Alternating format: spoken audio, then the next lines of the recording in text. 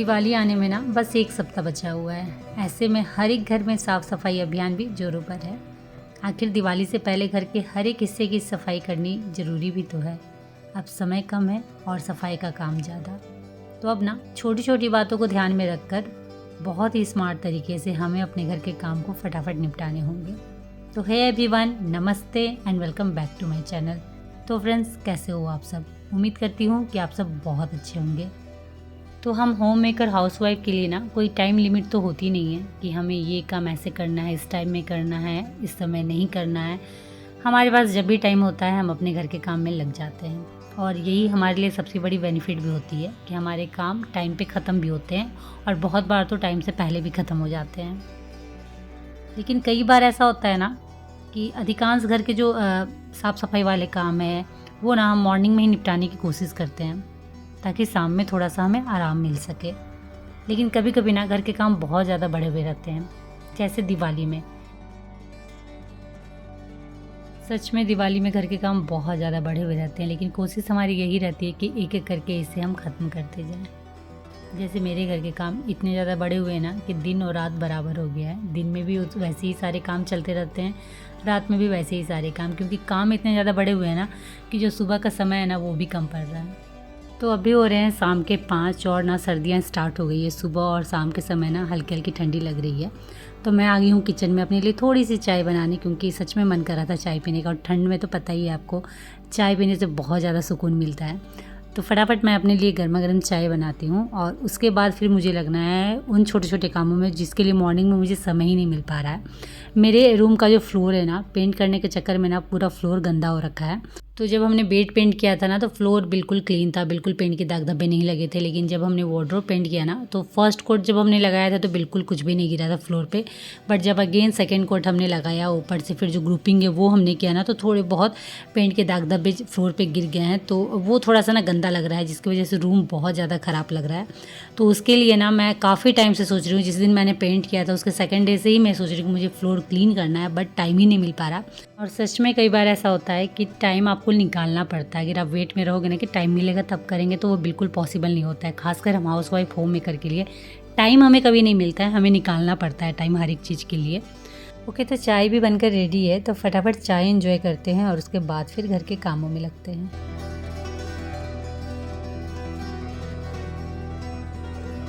तो सर्दियों की शुरुआत के साथ ही ना दिन बिल्कुल छोटा हो गया है। अभी 5:30 हो रहे हैं और बिल्कुल बाहर अंधेरा सा हो गया है। तो रूम की लाइटें मैंने जला दी है, क्योंकि शाम होते ही ना घर में जितनी लाइटें हैं उन्हें ऑन कर देना चाहिए।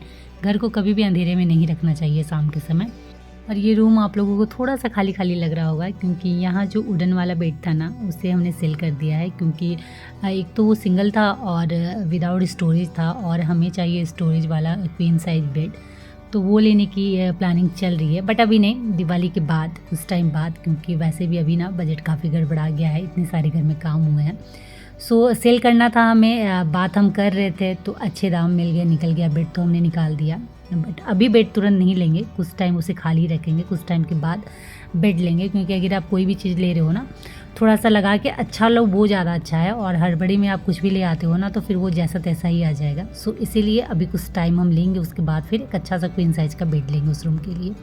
ओके, उसके बाद मॉर्निंग में इतने सारे काम थे ना कि जो कपड़े थे वो सारे पड़े हुए थे, तो वो भी मैंने वॉश करने के लिए लगा दिए हैं। तब तक क्या करती हूँ ना, मैं फटाफट फ्लोर क्लीन कर लेती हूँ। और ये जो बेंच है ना मेरा, इसे भी क्लीन करना है।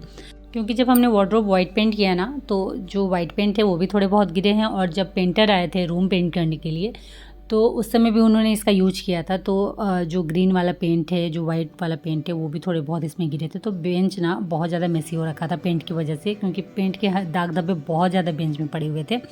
तो उसे अगर अभी क्लीन नहीं करूँगी ना तो बहुत ज़्यादा जिद्दी हो जाने हैं और थोड़ा सा फिर टाइम लग जाएगा पेंट छुटाने में, और मेहनत भी बहुत ज़्यादा लगनी है। तो इसलिए जितना जल्दी मैं इसे क्लीन कर दूँ उतना बेस्ट रहेगा, क्योंकि सनमाइका लगे हुए हैं ना। तो अगर मैं ज़्यादा स्क्रब करती हूँ ना तो फिर स्क्रैचेज आ जाएंगे सनमाइका में, तो फिर ऐसे भी बेंच ख़राब हो जाना है। तो इसीलिए जो तारपीन का तेल आता है उसे ही मैं इसे रिमूव करने की कोशिश कर रही हूँ, और बहुत अच्छे से रिमूव हो जा रहा है। तो पहले मैंने थोड़ा सा सॉफ्ट वाला स्क्रबर लिया था। उसके बाद मैंने जो जाली वाला आता है ना वो लिया है, तो उसे हल्के हल्के हाथों से ही स्क्रब कर रही हूँ ताकि स्क्रैचेज ना हो। तो बेंच बहुत अच्छे से क्लीन हो गया है और उसके बाद जो फ्लोर में दाग धब्बे थे ना, जैसे आप देख सकते हो वार्डरोब के नीचे जो वाइट नज़र आ रहा है वो बहुत ज़्यादा था, तो मैंने आधा तो छुटा लिया इसी तारपीन के तेल की हेल्प से। उसके बाद थोड़े बहुत जो थे बाथरूम के डोर के सामने उसे भी मैंने क्लीन कर लिया। तो अब प्रॉपर फ्लोर बिल्कुल क्लीन हो चुका है। तो इस पूरे फ्लोर में ना पेंट के छोटे छोटे दाग धब्बे थे, खासकर जो वार्डरोब वाला एरिया है ना, वहाँ तो बहुत ही ज़्यादा थे। तो फाइनली तारपीन की तेल से मैंने बहुत अच्छे से क्लीन कर लिया है और शाइनिंग आप देख सकते हो वापस से फ्लोर की, और एकदम क्लीन लग रहा है फ्लोर। तो फाइनली फ्रेंड फ्लोर तो क्लीन हो गया है, साथ ही साथ बेंच भी बहुत अच्छे से क्लीन हो गया है। तो रात काफ़ी हो गई है, खाना भी बनाना है प्लस बच्चों को स्टडी भी करवाना है। तो मैं मिलती हूँ आप लोगों से नेक्स्ट मॉर्निंग। तो है एवरीवन, गुड मॉर्निंग। और आज है 5 नवंबर, मतलब और कुछ ही दिन बचे हुए हैं दिवाली में। तो अपना साफ़ सफाई के काम को स्टॉप करना होगा। तो लगभग घर की साफ़ सफाई हो गई है, बस ये हॉल बचा हुआ था। और हॉल में भी ना जो टॉप वाले एरिया है ना, जो टॉप वाला सरफेस है फर्नीचर का, वो सारे एरिया बचे हुए थे। तो उससे मुझे आज क्लीन करना है। और साथ ही साथ जो आप ये हॉल में कुछ सामान देख रहे हो ना, वो भी आज यहाँ से मुझे हटाना है, क्योंकि थोड़ा बहुत जो वर्क बचा हुआ था ना लूअर्स वाला, वो भी आज फाइनली डन हो जाना है। आज आने वाले हैं वर्कर, वो आज फाइनली जो भी शीशा लगाना है, लूअर्स का काम है थोड़ा बहुत, वो सारा कंप्लीट करके वो जाएंगे। तो फाइनली आज जो घर में काम इतने टाइम से चल रहा था ना, वो सारे ख़त्म हो जाने हैं। तो मैं साथ ही साथ घर की साफ़ सफाई भी करते जा रही थी। तो ये हॉल ही बस बचा हुआ था। जैसे आप देख सकते हो ये सेल्फ कितना ज़्यादा गंदा हो रखा है। किसी भी फर्नीचर का जो टॉप वाला हिस्सा होता है ना, ऊपर वाला, वो डेली बेसिस पे हम क्लीन कर नहीं सकते, इस वजह से ना बहुत ज़्यादा गंदा हो रखा रहता है। तो जब इस तरीके की सफाई होती है, चाहे डीप क्लीनिंग हो गई घर की या फिर दिवाली की सफाई जब हम करते हैं ना, तो इन सारी जगहों की ना बहुत अच्छे से क्लीनिंग हो जाती है। जैसे कि आप देख सकते हो धूल कितनी ज़्यादा हो रखी है। तो फटाफट मैं इसे क्लीन करती हूँ।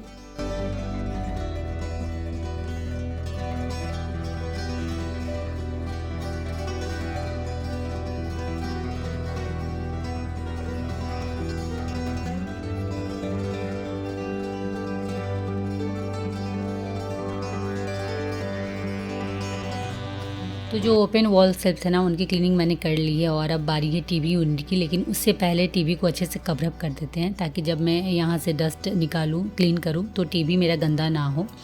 तो जो टीवी यूनिट का टॉप वाला हिस्सा है ना, इसमें भी वही हालत है सेम। डेली बेसिस पे क्लीनिंग ना होने की वजह से ना ये भी बहुत ज़्यादा गंदा हो रखा है। तो जो बीच में सेल्फ है वो भी, और जो ऊपर टॉप में सेल्फ है वो भी, जो ऊपर वाला हिस्सा है वो बहुत ज़्यादा गंदा हो रखा है। तो फटाफट उसे भी क्लीन करते हैं। और आज मैं उठते के साथ पहले जो फर्नीचर के टॉप है उन हिस्सों में लग गई हूँ, क्योंकि अभी मुझे फ्लोर की भी क्लीनिंग करनी है। तो जब भी इस तरीके की सफाई आप करो ना, तो फ्लोर की क्लीनिंग बाद में करना है, क्योंकि जब भी आप फर्नीचर के टॉप वाले हिस्से को क्लीन करते हो ना, तो जो भी डस्ट है, गंदगी है, वो फ्लोर पे गिरती ही गिरती है।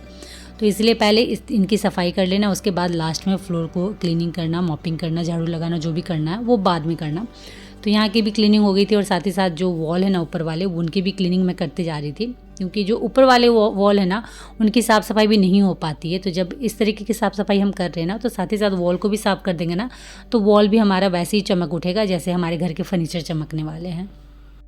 और उसके बाद लास्ट था जो वॉश बेसिन वाला यूनिट है ना, उसके ऊपर में जो मैंने ओपन वॉल सेल्फ दिया वहाँ की बारी, तो वो भी वैसे ही गंदा हो रखा था। तो इसे भी फटाफट मैंने क्लीन कर दिया, जो भी डस्ट था उसे कॉलिन की हेल्प से क्लीन किया। और उसके बाद जो ऊपर में वॉल है उसे भी मैंने मॉप की हेल्प से और माइक्रोफाइबर क्लॉथ की हेल्प से क्लीन कर लिया है। तो अब लगभग हॉल क्लीन हो रखा है। फर्नीचर तो मैंने क्लीन कर ही लिया था, साथ ही जो वॉल है हमारा वो भी एकदम वापस से वैसे ही साइन दे रहा था जैसे हमने नए में पेंट कराया था। तो फाइनली हॉल साफ़ सुथरा हो गया था, मतलब डस्ट जो ऊपर में थे फर्नीचर के टॉप में वो मैंने क्लीन कर लिया था, बट जो फ्लोर है वो काफ़ी गंदा हो रखा था।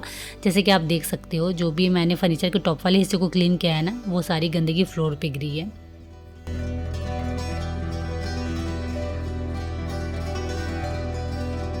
और ये जो आर्टिफिशियल प्लांट आप देख रहे हो ना, ये बहुत ज़्यादा गंदा हो रखा है। तो इन सबको मुझे अच्छे से वॉश करना है, और उसके बाद फिर अगेन एक एक करके सबको अच्छे से उनकी जगह में सेट करूँगी। तो चलिए फ्रेंड, इसी के साथ इस ब्लॉग को करती हूँ मैं यहीं एंड, और उम्मीद करती हूँ कि आज का ब्लॉग आप सभी को अच्छा लगा हो। तो अच्छा लगा हो फ्रेंड तो फटाफट लाइक करिए, शेयर करिए, और ये चैनल में नए हो तो प्लीज़ चैनल को सब्सक्राइब जरूर कर लीजिएगा। तो चलिए आज के लिए इतना ही, मिलते हैं नेक्स्ट ब्लॉग में, तब तक के लिए बाय, और आप सब अपना ख्याल रखिएगा।